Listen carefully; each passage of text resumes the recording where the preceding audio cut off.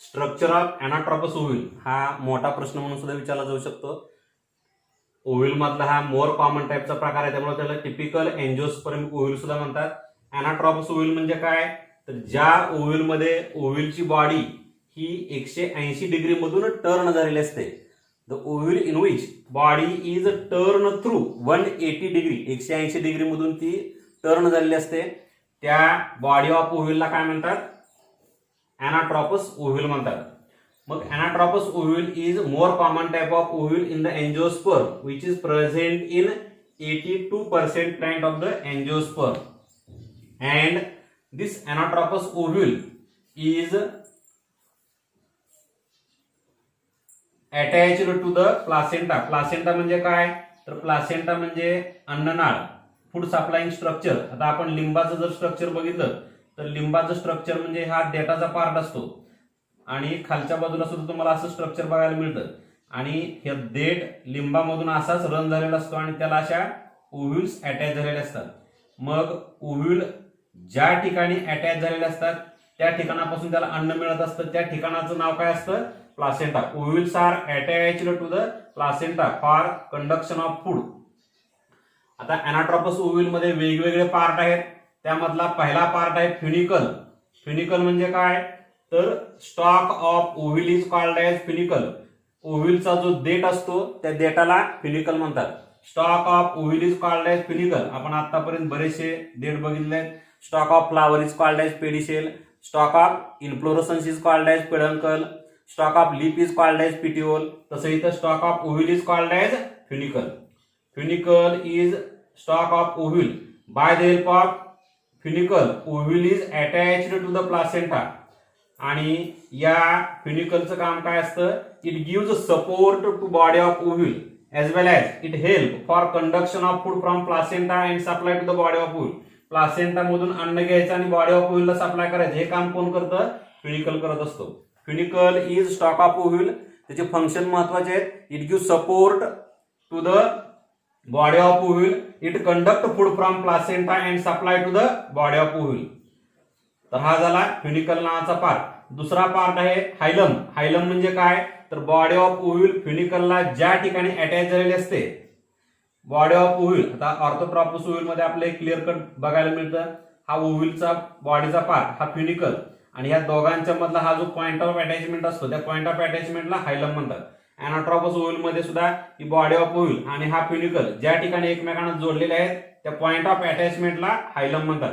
Point of attachment between body of ovule and funicle is called as हायलम.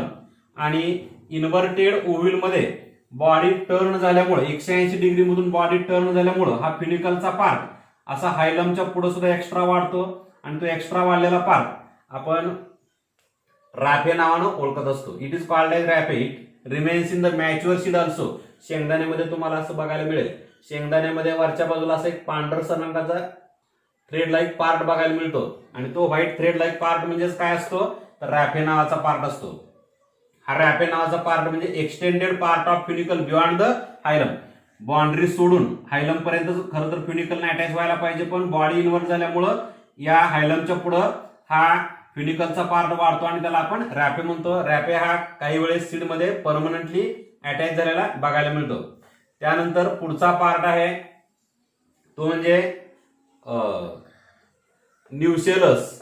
Nucellus म्हणजे काय, तर body of ovule is made up of. ओव्ह्यूलच्या immature condition मध्ये parenchymatous tissue भरलेला असतो आणि त्या पॅरेंट कायमॅटस टिश्यूला मेगास्पोरेंजियम म्हणतात किंवा न्यूसेलस म्हणतात. म्हणजे body of ovule is made up of diploid and thick parenchymatous tissue which is called as nucellus or it is also called as megasporangium proper. त्यानंतर ह्या न्यूसेलस मध्ये हा एम्ब्रियो सॅक तयार होत असतो. Development of embryo sac takes place from the nucellus. हे nucellus मधलीच मायक्रोपायलकडच्या बाजूची एक सेल, तिला हायपोडर्मल सेल म्हणतात, ती डिफरन्शिएट होते आणि तीच आर्चिस्पोरियल सेल म्हणून कन्व्हर्ट केली जाते आणि त्याच्यापासून हा एम्ब्रियो सॅक नावाचा पार्ट तयार झालेला असतो. न्यूसेलसचं फंक्शन काय सांगता येईल, nucellus help for formation and development of embryo sac. It also supply nourishment to the developing embryo sac. या डेव्हलप होणाऱ्या एम्ब्रियो सॅकला अन्न पुरवठा करणं हे सुद्धा त्या न्यूशेलसचं काम असतं. It gives protection to the embryo sac. म्हणजे न्यूशेलस हा एम्ब्रियो सॅकला तयार करतो, त्याचं अन्न पुरवठा करण्याचं काम करतो, त्याला प्रोटेक्शन करण्याचं काम करतो. अशी महत्वाची कामं न्यूशेलस करत असतो. त्यानंतर ह्या न्यूशेलसच्या बेसला जो पार्ट प्रेझेंट आहे त्याला चॅलेजा म्हणतात. Chalaza is basal part of the nucellus. न्यूशेलसचा बेसल पार्ट की जो मायक्रोपाईलच्या अपोजिट एंडला असतो त्या पार्टला चॅलेजा म्हणतात. मायक्रोपाईलच्या अपोजिट एंडला असलेल्या न्यूशेलसच्या बेसच्या पार्टला चॅलेजा असं नाव आहे. Chalaza is origin point of integument. हे जे दोन इंटुगमेंट आहेत, आउटर इंटुगमेंट, इनर इंटुगमेंट, ही प्रोटेक्टिव्ह कव्हरिंग इथून ओरिजिनेट झालेले असतात. म्हणजे chalaza is origin point of the integuments. त्यानंतर पुढचा पार्ट आहे तो म्हणजे इंटुगमेंट्स. इंटुगमेंट म्हणजे काय, तर सीड मध्ये जे सीडकोट असतात ते सीड मधले सीडकोट म्हणजे इंटुगमेंट्स आहेत. ओव्हिल मध्ये त्यांना इंटुगमेंट म्हणतात आणि फर्टिलायझेशन नंतर ओव्हिल ज्यावेळेस सीड मध्ये कन्वर्ट होतो त्यावेळेस त्या इंटुगमेंटला सीडकोट असं नाव दिलेलं असतं. मग इंटुगमेंट म्हणजे protective covering present around the nucellus is known as integument. In angiosperm, generally two integuments are present, that is outer integument and inner integument. Therefore, angiospermic ovule is called as bitegmic ovule. या इंटुगमेंटच्या संख्येवरून सुद्धा ovule मध्ये प्रकार केलेले आहेत. काही ovule मध्ये एकच इंटुगमेंट असतो त्याला युनिटेग्मिक ओव्ह्यूल म्हणतात. जिम्नोस्पर्मचे सगळेच ओव्ह्यूल युनिटेग्मिक असतात. एंजिओस्पर्म मध्ये काही ओव्ह्यूलला फक्त एकच इंटुगमेंट असतं त्याला युनिटेग्मिक ओव्ह्यूल म्हणतात.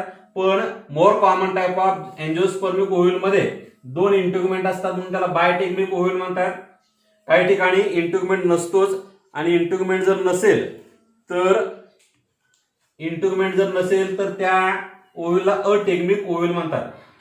मग इंटुगमेंट म्हणजे protective covering present around the nucellus and after fertilization these integuments are converted into seed coat. That is outer integument produce thick protective covering known as testa. म्हणजे outer integument पासून काय तयार होतं तर टेस्टा नावाचं कव्हरिंग तयार होतं. तर इनर इंटुगमेंट पासून जे सीड कोट तयार होतं त्याला टेगमन असं नाव आहे.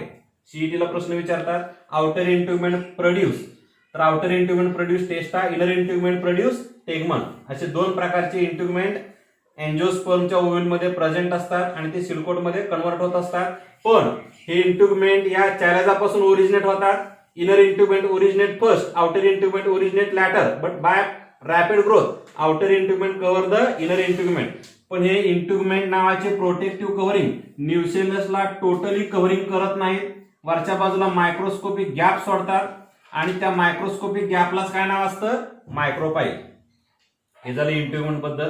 त्याच्यानंतरचा पार्ट आहे मायक्रोपाईल. मायक्रोपाईल म्हणजे काय तर microscopic opening present at the tip of ovule is called as micropyle. म्हणजेच integument does not totally cover to the nucellus tissue and they leave microscopic gap at the apex. This microscopic gap is called as micropyle.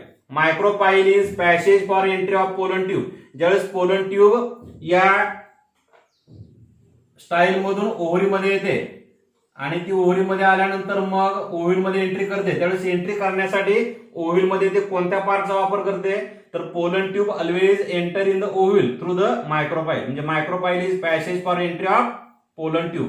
आणि micropyle नावाचं structure हे जसं तसं seed मध्ये सुद्धा राहतं आणि फक्त त्याचं फंक्शन चेंज होतं. म्हणजे सीड मध्ये याचं फंक्शन काय तर it allow for entry of air and water. म्हणजे प्रश्न असा सीईटीला विचारला असतो dash dash structure of ovule remains as it is but change their function. म्हणजे ओव्ह्यूल मध्ये याचं फंक्शन काय entry of it allow for entry of pollen tube आणि सीड मध्ये याचं फंक्शन काय असतं it allow for entry of air and water. अशा प्रकारे फक्त फंक्शन चेंज होतं, स्ट्रक्चर आहे तसं राहतं. त्या स्ट्रक्चरला मायक्रोपाईल म्हणतात. शेवटचा पार्ट आहे एम्ब्रियो सॅक. एम्ब्रियो सॅक म्हणजे काय तर oval shaped structure present in the nucellus which is multicellular structure known as embryo sac. Embryo sac is also called as female gametophyte because it consists egg which is known as female gamete. तर हे multicellular and oval shaped structure present inside the nucellus tissue towards the micropyle is called as embryo sac. It is also called as female gametophyte. It is seven celled but 8 nucleated structure. हे 7 sale पासून आणि 8 nucleus पासून बनलेलं structure. असं का झालंय तर आपण डेव्हलपमेंट ऑफ एम्ब्रियो सॅक किंवा फिमेल गॅमेटोफाइट बघताना बघणार आहे, पण आपण इथं सेल तरी बघू.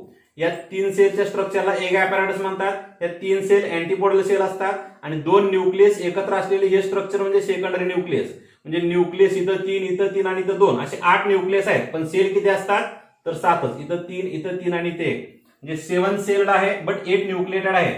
मोर common type of embryo sac तयार करताना एकच फंक्शनल मेगास्पोर वापरलं असतं, म्हणून त्याला मोनोस्पोरिक किंवा polygonum type of embryo sac म्हणतात. एम्ब्रियो सॅक मध्ये मोनोस्पोरिक किंवा पॉलिगोनम जो आपण उच्चार केलाय तो आपण development of embryo sac study करताना त्याचा आपण डिटेलमध्ये स्टडी करणार आहोत.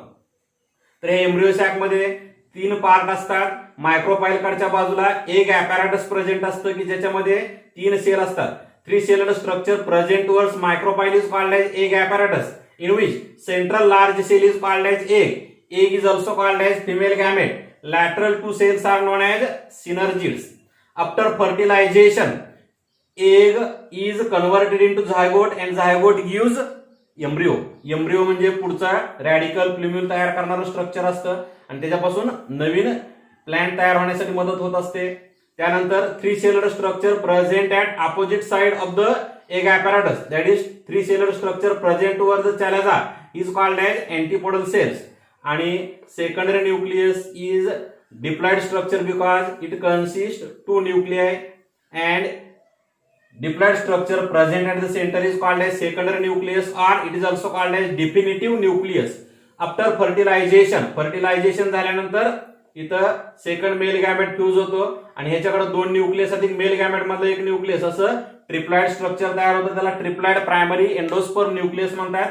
त्याचं पुढे कन्व्हर्शन एंडोस्पर्म मध्ये होतं. एंडोस्पर्म हा अतिशय न्यूट्रिटिव्ह टिश्यू असतो आणि तो न्यूट्रिटिव्ह टिश्यू या डेव्हलप होणाऱ्या एम्ब्रिओला फूड सप्लाय करायचं काम करत असतं. In this way this embryo sac play important role in the ovule which help for formation of embryo and endosperm. Thank you.